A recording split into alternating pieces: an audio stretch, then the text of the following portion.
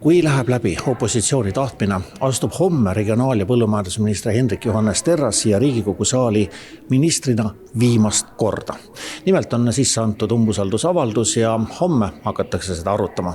Ja see pattude nimekiri, mida opositsioon paneb ministrile süüks, on päris pikk. Laiemalt vaadates põllumajandus- ja regionaalminister on osutunud nõrgaks, ebaveenvaks juhiks oma valdkonnas ja seda tajuvad tegelikult ka, kui kõneleda ettevõtlusorganisatsioonidega ja maaelu valdkonna inimestega. Terras on ju meie äärmiselt käpardliku ja ebakompetentse valitsuse üks käpardlikumaid ja ebakompetentsemaid ministreid oma sead poegivad 3 korda aastas ja muude selliste lapsustega. Tema vastutusel on tegelikult toiduvarude mitte kogumine või mitte edenemine. Eesti põllumajandus on suuremas kriisis, kui ta on olnud, vähemalt 10 aasta jooksul ja meil on regionaalpoliitika mitte isegi enam ei lonka 2 jalga, vaid on minu meelest kuulutatud surnuks. Peamine ajend umbusalduse praegu esitamiseks on muidugi ühistranspordipileti ümber toimuv.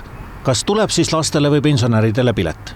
Peaminister ütleb, et piletit vähemalt kallist ei tule ja Terras tagasi astuma ei peaks. No kui regionaal- ja põllumajandusminister ei tegeleks ühistranspordi korraldamisega, oli see Piret Hartman, on see Hendrik Terras, siis ta ei oleks oma ametit väärt. Nii et ma arvan, ühistransporti tuleb muuta kaasaegsemaks, nii et see on tema töö ja töö pärast ta kindlasti tagasi ei pea astuma.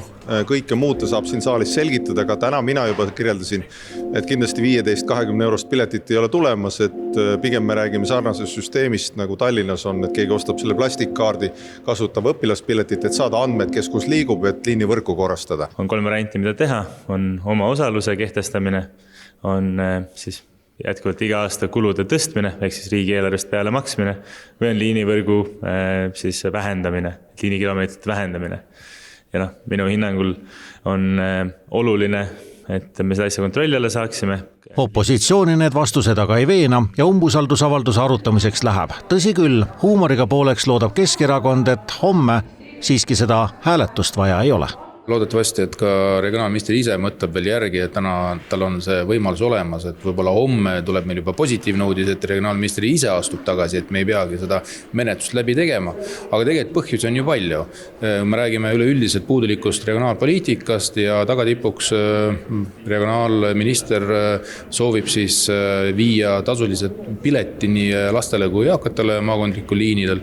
Ja see on kindlasti risti vastupidine sellele, mida siis lubati siis, kui viidi sisse automaks. Seesama valitsus, kus on Terras, Koo, Michal, on kehtestanud inimestele automaksu jutuga, et sõitke bussiga. Ja nüüd praegu siis pannakse eakatele ja lastele, vähemalt tahetakse panna, kas tahetakse mitte, on ka vastakad signaalid ja segadus kasvatavad, antakse teistsugune signaal. See ei ole aus. Ühiskonna jaoks on olemas ka niisugune asi nagu õiglustunne. Ka sotsiaaldemokraadid on liitunud umbusaldusavaldusega.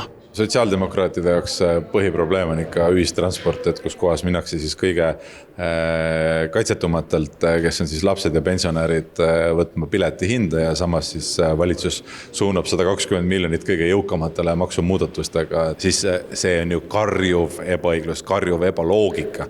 Umbusaldusavaldused reeglina siiski Riigikogus läbi ei lähe. Kui läheks, on see alati tähendanud valitsuse langemist.